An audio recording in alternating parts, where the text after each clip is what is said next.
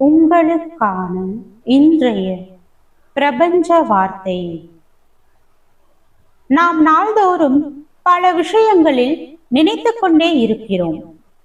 ஆசைகள், கவலைகள், கனவுகள், பயங்கள்.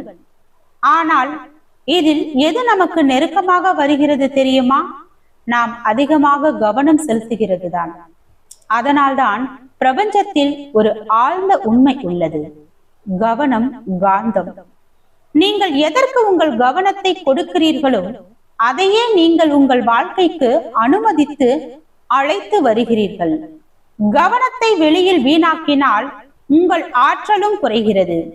ஆனால் கவனத்தை உங்கள் வளர்ச்சிக்கு, உங்கள் இலக்குகளுக்கு, உங்கள் அமைதிக்கு திருப்பினால் அந்த கவனம் ஒரு காந்தமாக மாறி நீங்கள் நினைத்ததை உங்கள் பக்கம் இழுத்து வர தொடங்கும். நம்முடைய மனம் எப்போதும் ஓடிக்கொண்டிருக்கும் குழந்தை மாதிரி. அது ஒரு விஷயத்தில் நிலைக்காது. ஆனால் நீங்கள் இது என்னுடைய முக்கிய திசை என்று தெளிவாக முடிவு செய்த தருணமே அந்த மனம் உங்கள் கட்டுப்பாட்டில் வர ஆரம்பிக்கும். உங்கள் கவனம் நிலையாக இருந்தால் உங்கள் வாழ்க்கையின் பாதையும் நிலையானதாகிறது. இன்று ஒரு சிறிய பயிற்சி செய்யுங்கள். உங்களுக்கு முக்கியமான ஒரு இலக்கை மனதில் பிடியுங்கள்.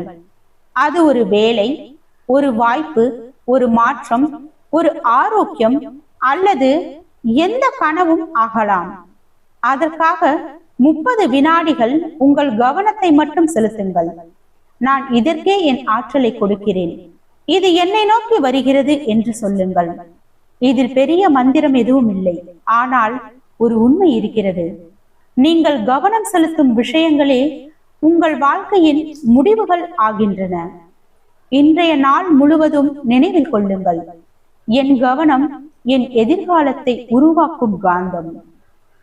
வாழ்க வளமுடன்.